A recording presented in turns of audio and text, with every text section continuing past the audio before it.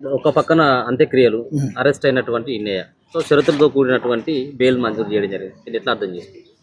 ఒకటి బ్రదర్, మీరందరూ మాలాంటి వాళ్ళు కనపడగానే చాలామంది బాధ్యత కలిగినటువంటి తెలంగాణ జర్నలిస్టులు అందరూ పేద ప్రజల తరపున ఎప్పటికప్పుడు మాలాంటి వాళ్ళం గలమెత్తేటువంటి వ్యక్తుల దగ్గర అది మాట్లాడండి అనే రీతిలో మా దగ్గర మీరు ముతికాడ మైకులు పెట్టారు. ఈ దేశంలో ప్రజాస్వామ్యం ఉంటే ఏదైనా మాట్లాడవచ్చు. అరే ఓ సాటి మనిషి చచ్చిపోతే కన్నీళ్ళు పెట్టుకున్నా నీ మీద కేసులు పెడతాం, నేను జైల్లో పెడతాం అంటే ఏం మాట్లాడతాం? ఏం మాట్లాడలేం కదా. ఈ దేశంలో చాలామంది దొంగలు, దోపిడీదారులు, ఈ దేశాన్ని దోచుకున్నటువంటి 100,000 కోట్లు దోచుకున్నటువంటి చాలామంది దొంగలు ఉన్నారు. వాళ్ళందరినీ పట్టుకొని రండి, జైళ్ళల్లో పెట్టండి అని చెప్తా ఉన్నాం. అరే ప్రజల తరపున నోరు లేనటువంటి మనుషుల తరపున నోరు అయ్యేటువంటి మాలాంటి వాళ్ళు ఏడ్చినా తప్పే. ఒక కొన్ని పార్టీలకు భజన చేసేటువంటి మీడియా ఉన్నది, ఏడ్చినా తప్పే. మరి ఏం చేయాలి? ఇక్కడ ఉన్నటువంటి బీజేపీ ప్రభుత్వానికి జిందాబాద్ కొట్టాలి. మేము ఏమంటున్నాం అంటే, సాటి ఉద్యమకారుడు, తెలంగాణ ఉద్యమకారుడు అన్న, తెలంగాణ వస్తే మన నీళ్లు మనకని, మన నిధులు మనకని, మన నియామకాలు మనకని ఆయన మాట్లాడుతుంటే చిన్నప్పుడు మేము విని నేర్చుకున్న వాళ్ళం కదా. ఈ నేల కోసం పనిచేసిన వాళ్ళం మేము. మాలంటోళ్ళు మాట్లాడినా సరే అర్బన్ నక్సలైట్లు, దేశ వ్యతిరేకులు, తుగుడే గ్యాంగ్ అంటే మరి ఎవరు దేశభక్తుడు? ఎవరు చెప్పండి. దేశభక్తికి నిర్వచనం ఏంటిదో రైట్ వింగ్ మీడియా కానీ లేకపోతే చాలామంది దేశభక్తులు అని చెప్పుకునేటువంటి వాళ్ళు చెప్పాలి కదా. దేశంలో అరే ఒక మనిషి చచ్చిపోతే పలానా వ్యక్తిని చంపేశారు, చంపకండి అని చెప్పాం కదా. అది పోలీసు వాళ్ళని నక్సలైట్లు చంపకూడదు, నక్సలైట్లను పోలీసు వాళ్ళు చంపకూడదు. మనందరం భారతీయులం.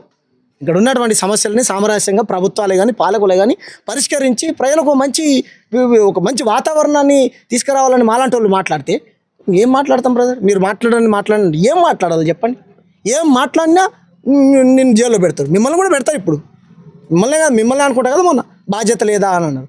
బాధ్యత ఎక్కడో మాట్లాడినటువంటి వ్యక్తి యొక్క వీడియో అంత దృష్టి పోయింది. కానీ రోజు మాలాంటి వాళ్ళం ఈ దేశంలో ఇల్లు లేని ప్రజలకు ఇల్లు ఎప్పుడు కడతారు, 15 లక్షలు ఎప్పుడు ఇస్తారు, 2 కోట్ల ఉద్యోగాలు ఎప్పుడు ఇస్తారు, మా తెలంగాణకు రావాల్సినటువంటి ఎప్పుడు ఇస్తారని నిరంతరం అడుగుతున్నాం కదా. మీ దృష్టికి రావట్లేదా?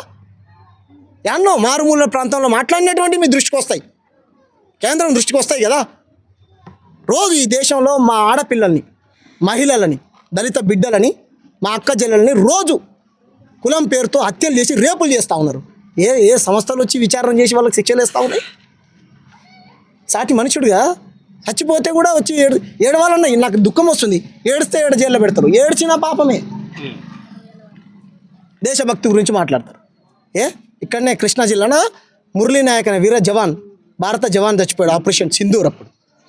మన సచిన్ నేను భయ్యా సరే కులం ఆపాదిస్తారా జవాన్లకు కూడా అని అంటా ఉన్నారు కదా. ఎంతమంది దగ్గర పోయినావు? పాలకుడా 5 కోట్ల రూపాయలు ఇవ్వాలి భారత జవాన్కి. ఎంతమందికి ఇచ్చావు? 8 నెలల పసి పిల్లోడు, పాలు తాగే పిల్లోడిని వదిలేసి వీర జవాన్ సచిన్ శత్రు దేశంతో కొట్లాడి ప్రాణత్యాగం చేశాడు. పోయి రావాలి దగ్గరికి మీరు? మేము పోయినాం కదా. మురళీ నాయక్ దగ్గరికి అమిత్ షా వచ్చి పరామర్శించిండు? మోడీ గారు ఎవరు వచ్చి పరామర్శించారు? ఎవరు పోయారు? దేశభక్తి ముసుగులో దేశ సంపదను దోచుకుంటూ మాలాంటి మాట్లాడేటువంటి వ్యక్తులు మాట్లాడితే కేసులు పెడతాం, లేకపోతే ఇంకెందుకు చంపేయండి మమ్మల్ని. నేను ఒక్కటే కొడుతున్నాను, మీ మీడియా ముఖంగా మోడీ గారిని దయచేసి మాకు చచ్చిపోవడానికి పర్మిషన్ ఇవ్వండి సార్. ఈ దేశంలో మాట్లాడుకునే హక్కు లేదు, మాకు మాట్లాడే స్వేచ్ఛ లేదు, చనిపోవడానికి పర్మిషన్ ఇవ్వండి. నేను రీసెంట్గా అన్ని ఛానల్స్కి ఇంటర్వ్యూ ఇద్దాం అనుకున్నాను. చనిపోవడానికి మాకు పర్మిషన్ ఇవ్వండి అడుగుతున్నాను. ఎందుకంటే నేను ఆత్మహత్య చేసుకుంటా అంటే అది ఒక కేసు నా మీద. కాబట్టి నేను చచ్చిపోవడానికి పర్మిషన్ ఇవ్వండి. దేశంలో చచ్చిపోవడానికి నాకు పర్మిషన్ ఇవ్వండి, ఏడవడానికి పర్మిషన్ ఇవ్వండి. ఎవరైనా చచ్చిపోతే, సాటి మనిషి చచ్చిపోతే ఏడవడానికి పర్మిషన్ ఇవ్వండి అని మీ ఛానల్లో ముఖంగా నేను కోరుతా ఉన్నాను పాలకులు. ఇదే ఈ దేశంలో.